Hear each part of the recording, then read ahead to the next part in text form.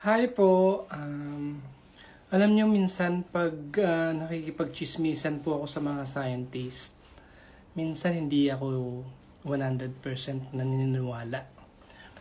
Maniniwala ka muna dun for the time being. Yung mga scientist po kasi, pabago-bago po yan eh. Kagaya din natin kasi yan mga tao. Scientists matatalino sila pero mga tao lang din po sila. Pwedeng magkamali. Yung sinasabi nila ngayon may not be true and may be different in the next 10 years. Bigyan ko kayo ng isang halimbawa. Mga 30 years ago po, nabasa ko sa libro, pathology book ng mga doktor, ang coffee ay carcinogenic. Kasi niluluto daw yung coffee, yung mga beans dun sa mga itim na maitim. Yung maitim daw yun carcinogenic. Nakaka-cancer daw ang kape. 30 years ago, nabasa ko yun sa libro ng mga doktor.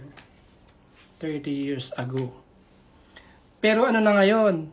Ngayon po, ang kape ay antioxidant. Maganda raw po. May antioxidant property na siya.